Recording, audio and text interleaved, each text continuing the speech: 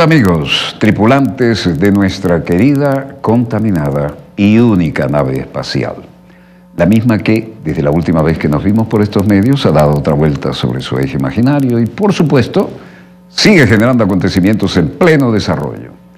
Acontecimientos que hoy están marcados, y cuando no, por las perspectivas políticas del energúmeno de la Casa Blanca, el tal Trump, que por supuesto no las tiene todas consigo, y muchos quieren salirse de ese burro suelto en la cristalería, otros le llaman el elefante en la cristalería, pero desde luego esto es algo que está en pleno desarrollo. Veamos los acontecimientos, señor director.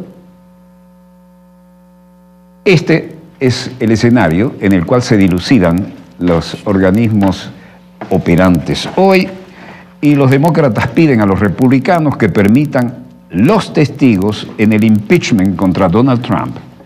El video muestra a senadores demócratas de Estados Unidos, incluyendo el candidato presidencial de los Estados Unidos, Bernie Sanders, en Washington, Distrito de Columbia, ayer 16 de enero, y dice: cuando el presidente del Tribunal Supremo entró, se podía sentir el peso del momento y vi a los miembros a ambos lados del pasillo tragar visiblemente.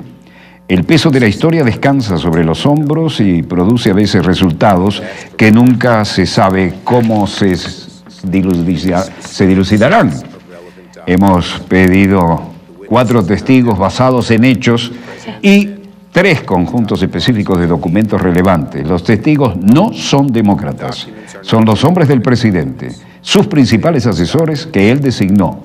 Los documentos no son documentos demócratas, son solo documentos. Periodo de cada juicio político del Senado en nuestra historia, los 15 que se completaron, contó con testigos, todos y cada uno.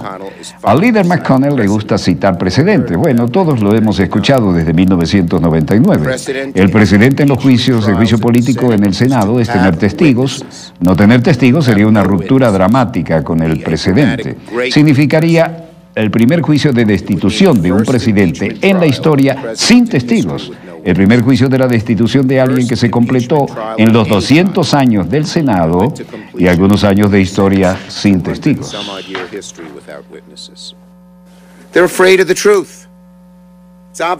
Tienen miedo de la verdad. Es obvio que eso es lo que dice la persona promedio, y ya sabes, la gente promedio dice: ¿por qué están ocultando esto? Entonces esperamos que tengamos votos sobre estos testigos el martes 21 de enero, pero no podemos estar seguros hasta que veamos la resolución de McConnell y él la ha elaborado.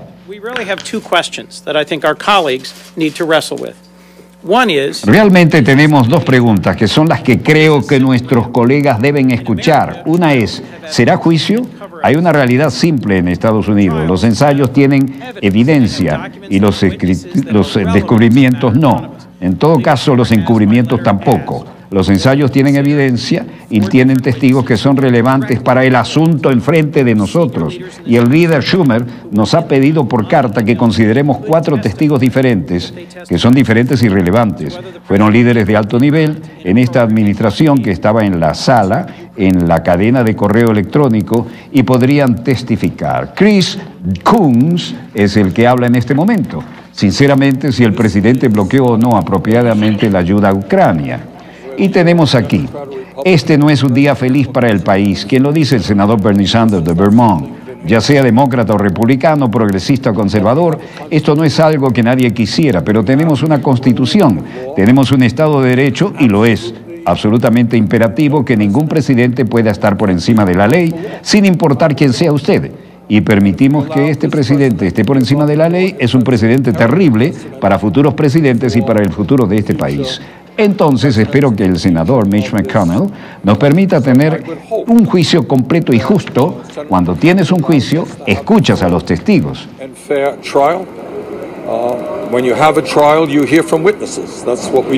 Eso es lo que hacemos en Estados Unidos, y espero que McConnell permita que estos testigos testifiquen y nos den la versión de lo que sucedió.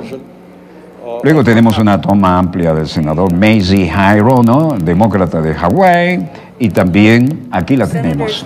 Los senadores saben cuáles son nuestras responsabilidades con respecto a la Constitución y, como he dicho, estoy esperando que el presidente defienda esta acusación y hasta ahora no hemos escuchado nada, excepto que él lo haya llamado cacería de brujas y continúe, niega toda responsabilidad y continúe presentando esta oposición de que él no hizo nada malo.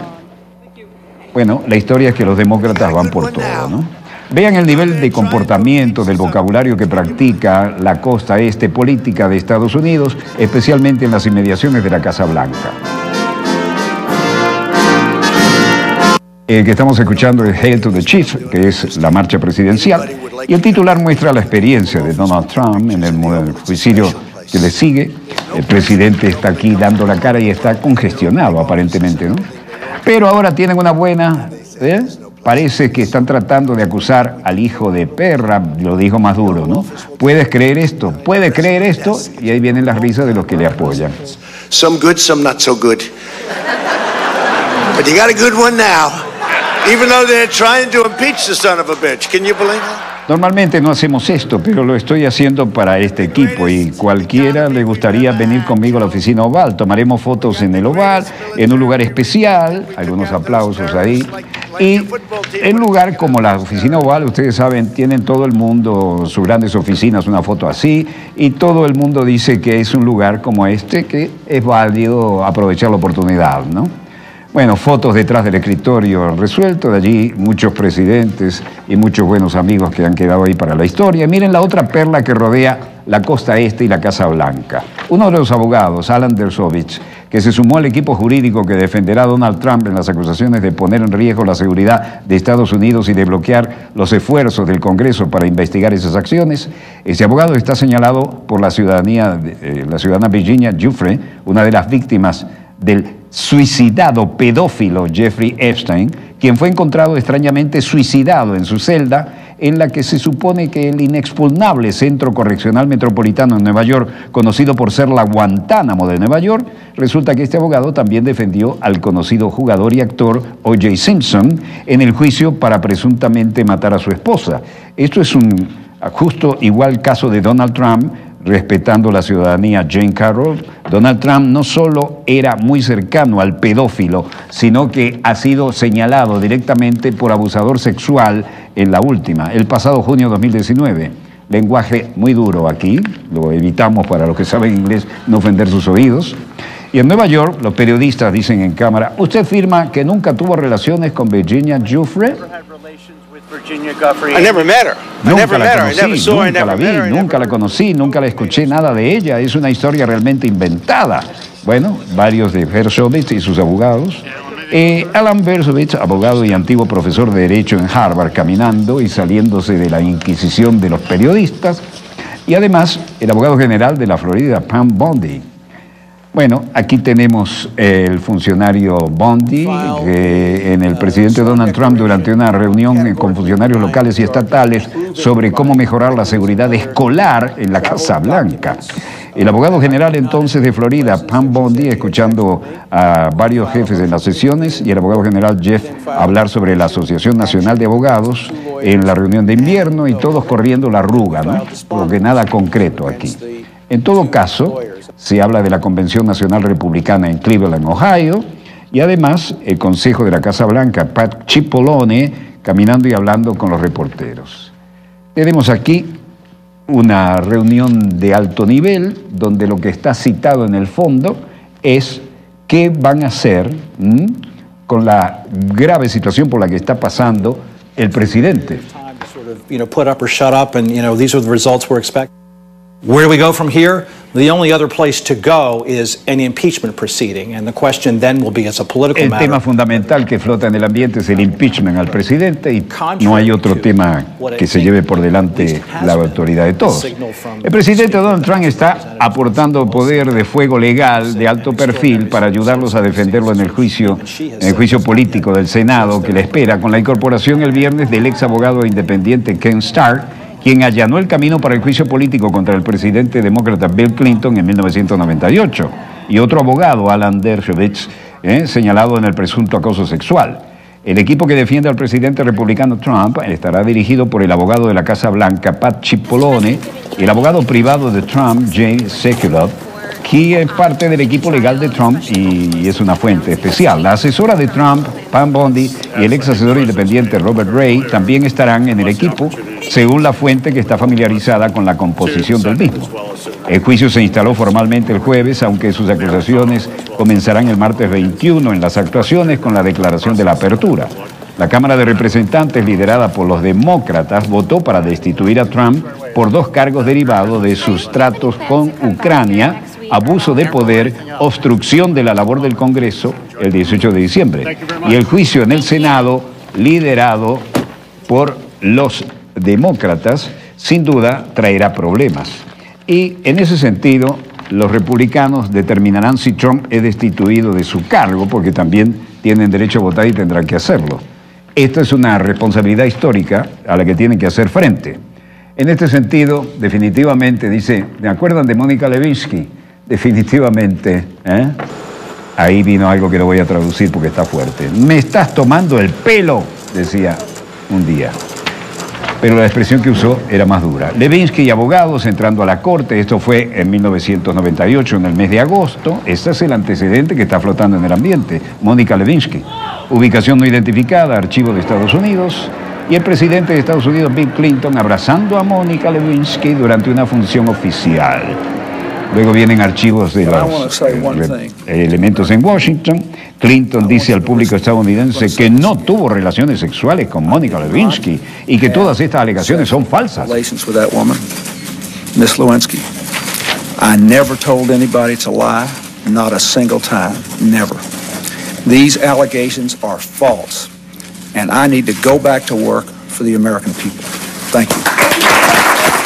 Lo negó hasta el último momento. Y el New York Times reseñó en junio pasado la acusación de la dama columnista Jane Carroll contra Trump de abuso sexual, y Trump, en forma patana y machista, despreció la información y dijo, esto no tiene nada que ver, Trump rechaza nuevas acusaciones de abuso sexual con un viejo insulto. Ella no es de mi tipo. Machismo grosero. Peter Baker y Neil Bigoder dicen, créanme, ella no sería primera opción, porque les puedo decir, dijo Trump a los simpatizantes del evento de campaña, que ella no es la mujer que me incitaría, no es de mi tipo. Fíjense, se acorrala todavía con el machismo y denigrando del sexo opuesto, ¿no? No saben, esa no sería mi primera opción, porque una de ellas le acosó de que sentados en un avión le metió la mano debajo de la falda. Y esto despertó ahora. No saben, esa no sería mi primera opción. Mientras que la multitud reía, decía, vean su perfil en Facebook y lo entenderán. Historia, el presidente Trump está aportando al poder de fuego legal un alto perfil para ayudarlo a defenderlo en el juicio político del Senado, con la incorporación el viernes del ex abogado independiente Ken Starr. Complementando esto, vean opiniones de cómo se maneja el tema de Irán y la guerra, por ejemplo. ¿Por qué el Congreso y la prensa corporativa no han revelado el hecho de que el asesinato del general iraní Soleimani fue una violación explícita de la ley estadounidense y por lo tanto un delito impecable, al igual que el uso no autorizado de las tropas estadounidenses para ocupar Siria? Medea Benjamin, dice, de Bernie Sanders, dijo que el debate de Irak y Vietnam se basaron en mentiras y ahora Trump quiere llevarnos a la guerra por más mentiras, como si no hubiéramos aprendido nada de lo que pasó en Vietnam. Bueno, Klobuchar, precandidata demócrata, un doble discurso, dicen los enemigos, ella critica a Trump por escalar hacia la guerra con Irán y luego legitima la base de sus acciones llamando a Irán un régimen terrorista. Bueno, el que sabe de esto, who knows, es la respuesta de Max Blumenthal. Klobuchar es Hillary 2.0, una versión ligeramente atenuada y original, pero aún menos personalidad, si pueden creer eso. Y Bernie Sanders dijo, no deberíamos otorgar exenciones impositivas a los multimillonarios y decirles a las mamás y a los papás en este país que no podemos pagar el cuidado universal de los niños. Bueno, todos los temas han salido ahí. Max Blumenthal, es divertido caer lentamente encima de Bernie Sanders, que CNN es un enemigo real de la gente, y ver caer lentamente precisamente a Bernie Sanders encima de CNN. Bernie Sanders dice, Medicare para todos acaba con todas las primas. Medicare para todos acaba con todos los deducibles. Y Medicare para todos acaba con todos los copagos. Y brinda atención de alta calidad a todas las personas, no solo a quienes puedan pagarla. Y eso continúa el video. Cambiar el Medicare es toda una negociación. Escuchemos. It ends all copayments. It ends the absurdity of deductibles. It ends out-of-pocket expenses. It takes on the pharmaceutical industry, which in some cases charges us 10 times more for the same prescription drugs sold abroad as sold here. Bueno, el Medicare sigue siendo un tema de campaña, ¿no? Y trae dolientes. Bueno, frente a esto, la gran versátil youtuber Rosalía Sanz, quien abarca temas disímiles, realizó este estudio sobre la pedofilia del suicidado estadounidense Jeffrey Epstein, quien iba a salpicar a todo lo establishment político, financiero y farandulero de Estados Unidos, desde el gobierno hasta la farándula. Por algo se suicidó el hombre, ¿no? Sabía por dónde venían los tiros. Y esa era el gran versátil youtuber Rosalía Sanz la que destapó este negociado.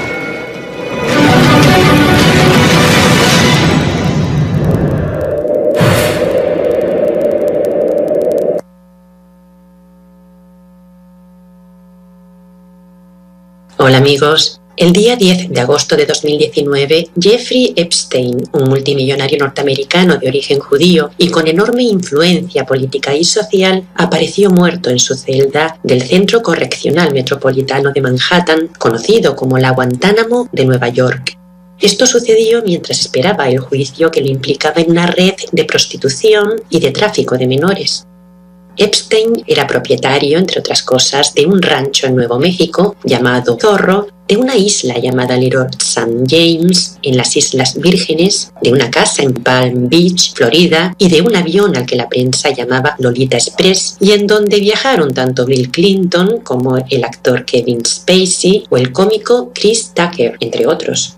En este avión muchas menores fueron trasladadas de un estado a otro, y esto a cambio de la promesa de financiarles la universidad o de impulsar sus carreras. Así, en Palm Beach se corrió la voz entre las adolescentes del Instituto del Condado Royal Palm Beach de que por ir a la prestigiosa y exclusiva mansión de Epstein, darle un masaje, podían ganar hasta $300. Pero claro, no solo era un masaje.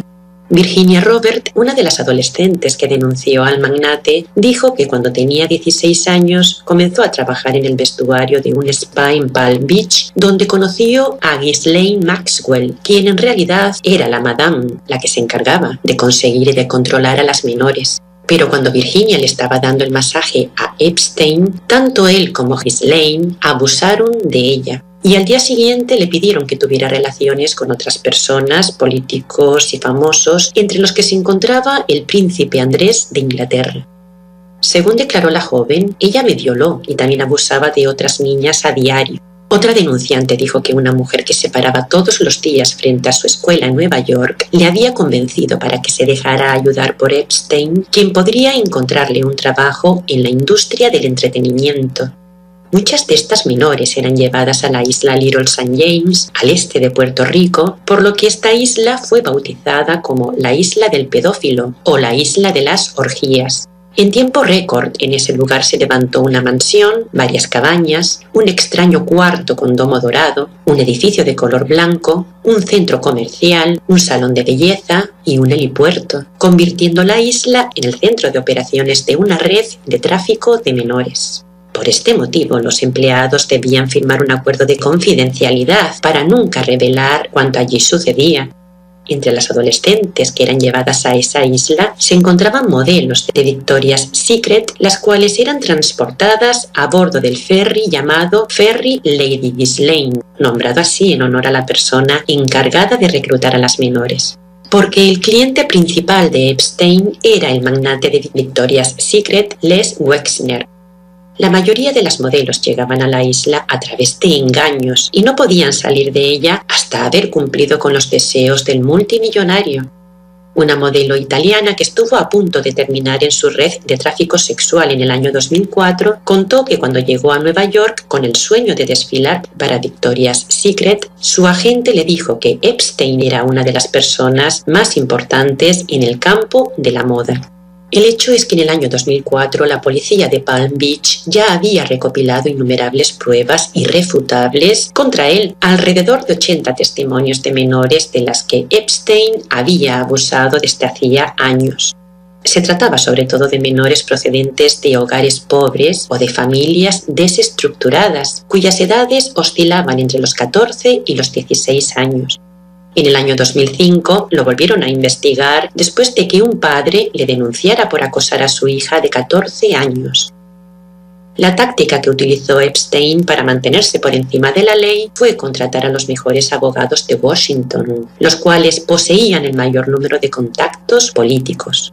Este era el caso del republicano Kenneth Starr o de Jay Lefkowitz, consejero de política de George W. Bush. En el año 2007, el fiscal de Miami, Alexander Acosta, quien fue secretario de Trabajo de la administración de Donald Trump, tuvo que dimitir por llegar a un acuerdo con el abogado de Epstein, Jay Lefkowitz, porque el magnate estaba preocupado ya que podía pasar el resto de su vida en la cárcel, así que con este acuerdo consiguió que se abandonaran los cargos más graves que había contra él. Y en el año 2008, un tribunal del estado de Florida lo condenó por incitar a las menores a la prostitución, y esto tras un proceso en el que 36 adolescentes acosadas por él fueron identificadas. Pero su inmensa fortuna y poderosas amistades le libraron de las penas de cárcel más graves, logrando eludir los cargos federales de tráfico sexual debido al acuerdo con la fiscalía. Un acuerdo en el que Epstein aceptó ser condenado a 13 meses de cárcel y a ser inscrito en el Registro Federal de Delincuentes Sexuales. En diciembre de 2018 volvió a librarse de la cárcel mientras seguía rodeado de su red de colaboradores que satisfacían sus necesidades de depredador sexual. Así, mientras que su mayordomo pagaba a las adolescentes, su secretaria le concertaba las citas y su abogado lo sacaba de innumerables problemas. Pero el día 6 de julio de 2019, cuando Epstein regresaba de un viaje a París, fue arrestado en el aeropuerto de Nueva Jersey y enviado a la prisión federal de Nueva York. Acostumbrado a moldear su entorno a golpe de talonario, pagó a varios abogados para que le fuera admitido depositar una fianza de más de $500 millones a cambio de ser trasladado a su mansión de Manhattan, y esto mientras se encontraba a la espera del juicio. Allí sería sometido a una vigilancia constante que costearía él mismo. Pero el día 18 de julio el juez denegó la solicitud por riesgo de incidencia y de fuga debido a su elevado patrimonio. Pocos días después, los guardias de la prisión lo encontraron tendido en el suelo, medio inconsciente, en posición fetal y con marcas en el cuello. Aunque se habló de suicidio, no se descartó la posibilidad de que hubiera sido atacado por otro recluso, por lo que su compañero de celda, Nicholas Tartaglioni, un ex agente de policía acusado y de tráfico de cocaína, fue interrogado. Aunque las lesiones que tenía no revestían gravedad, sin embargo, se decidió aplicarle el protocolo de prevención de suicidios, por lo que permaneció 6 días bajo un severo régimen de vigilancia en una celda especial. Después, y a petición de sus abogados que alegaron que sus lesiones en el cuello habían sido causadas por Tartaglioni, fue trasladado de vuelta, donde pasó sus últimos 12 días de vida con una supervisión reforzada que incluía revisiones cada media hora y la presencia de un compañero de celda. Epstein estuvo bajo vigilancia por suicidio hasta el día 29 de julio, cuando fue trasladado a una unidad de vivienda con otro recluso. Entonces, la cárcel informó al Departamento de Justicia que Epstein tenía un compañero de celda y que un guardia miraba dentro de ella cada 30 minutos. El viernes, día 9 de agosto, sus abogados le contaron que acababan de hacerse públicos nuevos documentos judiciales que daban detalles escabrosos sobre sus acusaciones. Ese mismo día, su compañero de celda se fue y no tuvo reemplazo, por lo que el magnate se quedó solo.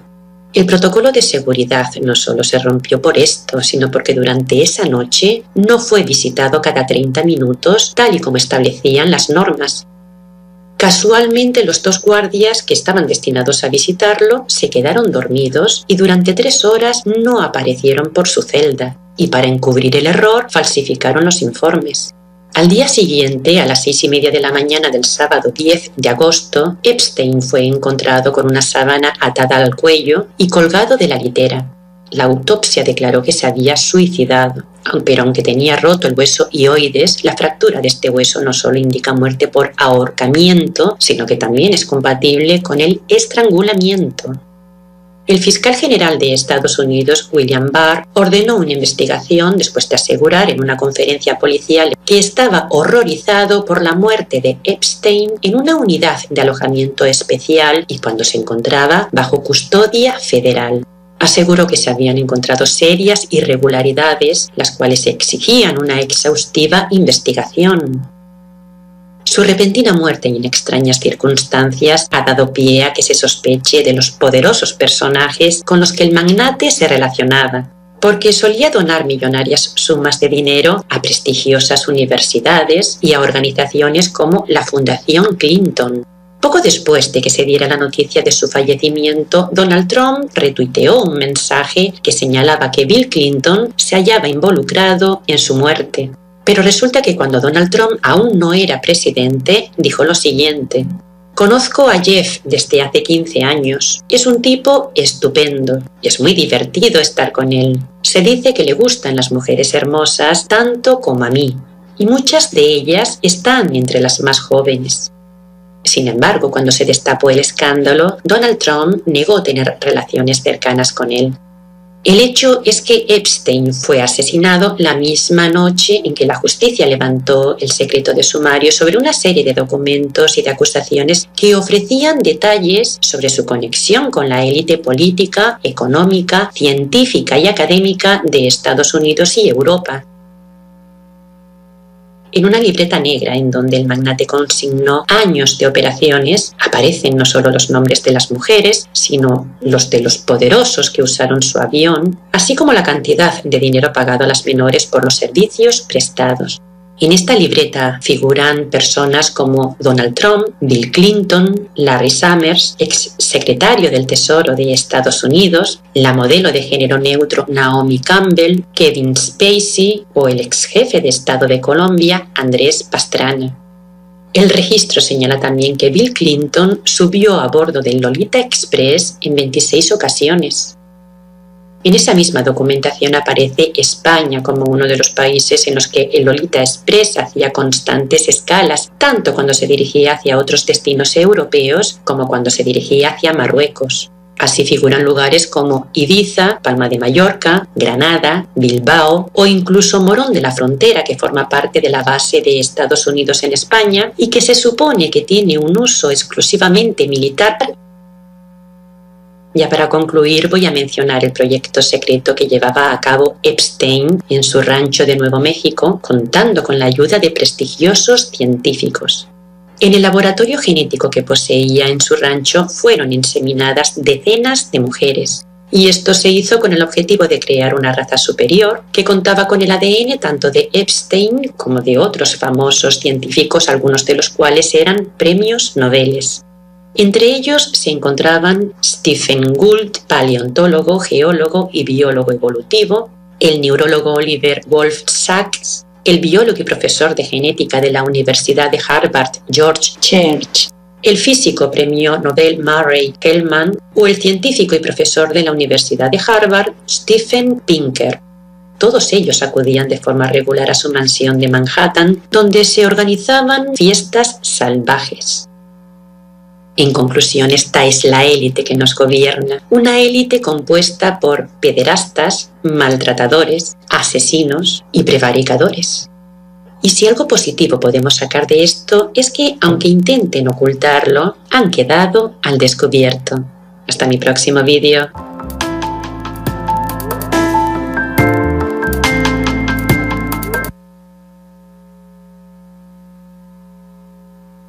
Estados Unidos ha enviado decenas de camiones con equipo militar y logístico a las áreas ricas en petróleo que ha ocupado en Siria, y esta es una cortesía de la cadena hermana Hispan TV, que ha hecho un gran esfuerzo periodístico. Son más de 70 camiones a zonas petroleras de Siria. En viernes 17 de enero de 2020, La agencia oficial siria de noticias SANA, citando a fuentes civiles de la ciudad de Qamishli al noreste, informó el jueves dicho despliegue de estadounidense en las provincias de Deir ez-Zor al este y Hasaka al noreste. Un convoy estadounidense de 75 camiones, dice textualmente, ingresó esta tarde ilegalmente desde el cruce de Semalka con la región norte de Irak y se dirigió a los pozos de petróleo de Al-Hasaka y Deir ez-Zor con los vehículos blindados militares, municiones y asistencia logística en sus puntos de ocupación, precisó en detalle.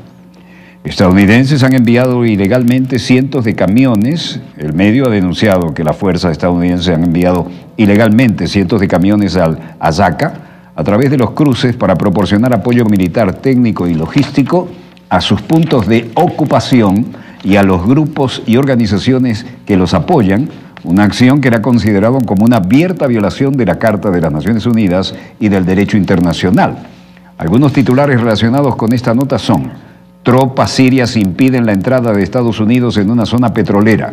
Siria denuncia robo a mano armada de su petróleo por parte de Estados Unidos, lo dice Hispan TV.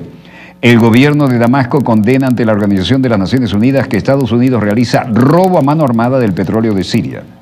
A finales de octubre, Washington revocó una decisión anterior de retirar todas sus tropas del noreste de Siria, anunciando el despliegue de unos 500 soldados en el este de Siria sobre pretexto de proteger los pozos de petróleo. Luego el secretario del Departamento de Defensa de Estados Unidos, es decir, el Pentágono, Mark Esper, advirtió que Washington utilizaría la fuerza abrumadora, entre comillas, contra cualquiera que intente desafiar a los militares estadounidenses en esta tarea, incluidas las tropas rusas o el propio gobierno sirio. El propio presidente de Estados Unidos, Donald Trump, dio varias versiones del papel de sus fuerzas en Siria. El 25 de octubre dijo: hemos asegurado el petróleo, por lo que en la zona petrolera quedarán unos pocos hombres. 3 días después fue más allá y dijo que el petróleo era de Washington. Trump declara que pretende saquear el crudo de Siria y Siria no ha autorizado la presencia militar estadounidense en su territorio. Denuncia que Estados Unidos está saqueando su petróleo.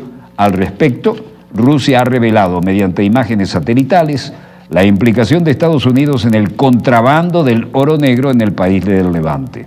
Siria sufre desde 2011 un conflicto armado que propició la información y la formación de grupos terroristas y bandas armadas patrocinadas, y Siria y Rusia instan a Estados Unidos a retirar sus fuerzas de la región.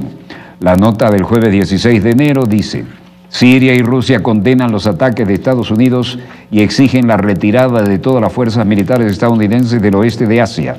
La retirada de las unidades militares de Estados Unidos contribuirá indudablemente a reducir las tensiones en la región, han enfatizado los comités de coordinación rusos y sirios para el retorno de los desplazados sirios en un comunicado emitido este jueves. Los dos países han exigido a Washington que detengan sus prácticas que tienen como objetivo desestabilizar la situación en el oeste de Asia y comprometerse completamente con los principios a respetar, como la soberanía de las naciones. La nota ha renovado la condena de las prácticas de escalada por parte de Estados Unidos y los ataques lanzados por sus fuerzas en la región, así como sus continuos intentos de provocar más tensión en Siria para justificar su presencia y legitimar y continuar saqueando los recursos naturales para el periodo más largo posible, esencialmente petróleo y todo lo demás. Además, los comités de coordinación sirios y rusos han exhortado a Washington a comprometerse nada menos que con los principios de la Organización de las Naciones Unidas, algo elemental. El texto ha advertido también de las terribles consecuencias de las medidas estadounidenses en Siria con respecto al deterioro de la situación. También de Hispan TV, ojo, esto es del sábado 21 de diciembre, un video publicado por Sputnik. Tropas sirias impiden la entrada de Estados Unidos en una zona petrolera. Por segunda vez en menos de un mes, el ejército de Siria bloquea la entrada de otro convoy militar de Estados Unidos en una región petrolera en el noreste del país árabe. En un video publicado este viernes por la agencia rusa de noticias Sputnik, se ve el momento en que un vehículo militar del ejército sirio impide el avance de toda una columna de tanques blindados estadounidenses que intentaban infiltrarse en una región muy rica en recursos petroleros cerca de la ciudad de Al-Kamishli, cita en la provincia nororiental de Al-Hazaka. Y esto es un video ilustrativo, ¿no? Veamos este video. Las tropas sirias impiden la entrada de Estados Unidos en la zona petrolera. Esto ya genera un comentario bastante generalizado en los medios internacionales. Y Arabia Saudita, esta es una información que acaba de llegar, cambio por la anterior, paga $500 millones por presencia de fuerzas de Estados Unidos. Queda confirmado lo que ya habíamos dicho. Vean la imagen, el equipamiento militar estadounidense llegando por vía aérea a Arabia Saudita. Y esta nota, publicada hoy viernes 17 de enero de 2020, Arabia Saudita ha pagado alrededor, se confirma, de $500 millones para comenzar a cubrir el costo de las tropas estadounidenses desplegadas en el Reino Árabe. Piden protección, estadounidense la manda y ellos la pagan. En declaraciones hechas el jueves a la cadena local CNN, el portavoz del Departamento de Defensa, es decir, el Pentágono de Estados Unidos, la vocera Rebecca Rebarich, señaló que el pago de $500 millones fue efectuado en diciembre del año pasado, es decir, que la maniobra venía largamente calculada.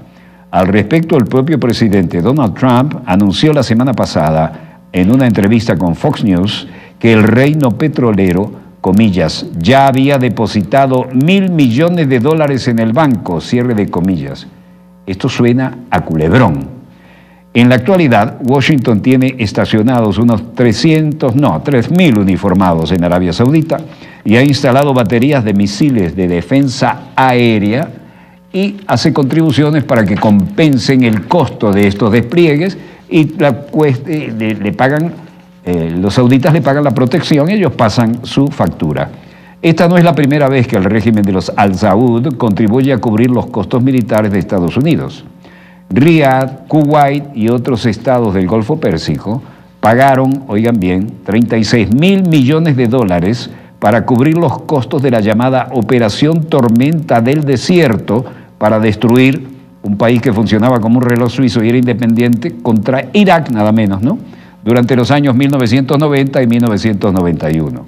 Los fondos saudíes están destinados a los costos generales de la presencia militar de Estados Unidos, que incluye las operaciones incluso de los aviones de combate y baterías de defensa antimisiles para proteger las instalaciones petroleras. La acumulación militar se produjo a pesar de que Trump, el energúmeno de la Casa Blanca, afirma repetidamente que quiere reducir el compromiso militar de Estados Unidos en el oeste de Asia. Mientras tanto, las autoridades iraníes siempre han denunciado la presencia militar de Estados Unidos. El articulista Pablo Joffre, en Hispan TV, hace un recuento de los lazos de Sebastián Piñera, el presidente de Chile, con empresarios y empresas, especialmente sionistas, con motivo del desastre social neoliberal que sufre la hermana República de Chile. Omitida la primera parte de este artículo, que fue censurada, leamos esta última parte. Otros dicen que no fue censurada, sino que es una selección. Dicho esto, en lo específico, Alto Data Analytics es una empresa española vinculada a empresas de dueños sionistas, como es el caso de Summer Reston, dueño de Viacom, y sus empresas asociadas que suelen extender sus tentáculos cuando pueden a toda Latinoamérica. Como también Vodafone, empresa denunciada por Edward Snowden a través de Wikileaks, de colaborar con agencias de inteligencia occidentales, dando acceso a llamadas telefónicas, correos electrónicos y entradas a páginas de Facebook. Los exempleos del español Alejandro Romero y sus vínculos con el sionismo chileno sirvieron para que su contrato con Rodrigo Hinspeter fuera crucial. Un Rodrigo Hinspeter declarado sionista, del cual se afirma realizó el servicio militar en Chile como correspondía. No lo hizo en Chile, sino que lo hizo en los territorios ocupados palestinos al servicio ¿de quién? Del ejército ocupante israelí, pese a ser chileno. Cercano al American Jewish Committee, Comité Judío Estadounidense, poderoso grupo de influencia de Estados Unidos y América Latina, se considera un hombre ancla en materia de vincular a empresas israelíes en Chile con materias tan diversas como seguridad, tecnología militar, venta de armamentos, como también en temas acuíferos. Hinspeter, junto al exministro de Defensa Andrés Alamand, generaron una estrecha alianza con empresas de armas israelíes que han sido implicadas en el llamado caso de las facturas duplicadas, que implican el desfalco al Estado chileno de una cifra, 250 millones de dólares, que podrían verse incrementadas al calor de la investigación que se está llevando a cabo y que ha mostrado la enorme corrupción al interior del ejército chileno.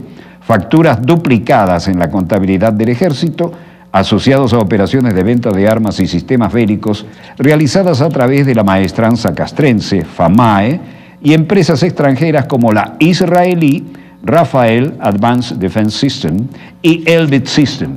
Las empresas israelíes relacionadas a Big Data son numerosas, incluso contando con ex altos militares en su plana ejecutiva, como es el caso del ex comandante en jefe del ejército ocupante israelí y ex candidato a primer ministro Benny Gantz, quien preside la firma Big Data Fifth Dimension, destinada a prevenir ataques terroristas. Por lo señalado, no resultaría extraño que Hinspeter, nuevamente vinculado a un escándalo político de proporciones que relaciona a grupos económicos como el de Andrónico Luksic con el gobierno de Sebastián Piñera y las empresas nacionales con israelíes, con todo el daño que ello implica para una democracia representativa escuálida, desprestigiada y que se tambalea. Nada bueno puede salir cuando la dedicada labor de inteligencia de un país vincula al gobierno con aquellos que detentan las más grandes fortunas y a personajes vinculados a los visionistas. Big Data consta de datos que son tan grandes o complejos que no pueden manejarse con los métodos tradicionales de procesamiento. En general, también se conoce al Big Data por sus 3V corta: volumen, variedad, velocidad.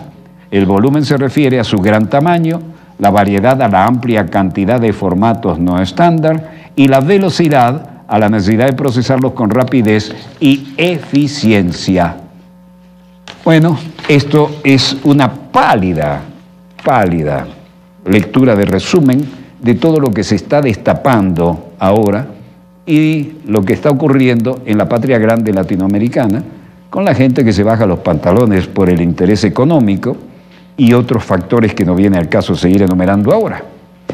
Bueno, donde quiera que se encuentren de ese lado del receptor, aquí finaliza este dossier, el programa decano de la información internacional en todo el hemisferio occidental, y agradecemos la producción de la doctora Alida Sadojamaneiro en esta investigación estupenda que acabamos de detallar para ustedes y que no la van a oír en ningún otro medio. Y les habló a nombre del equipo Walter Martínez, su productor y conductor. Estudio 3 de Venezolana de Televisión, cerrado dossier. Disponga usted de las cámaras, señor director.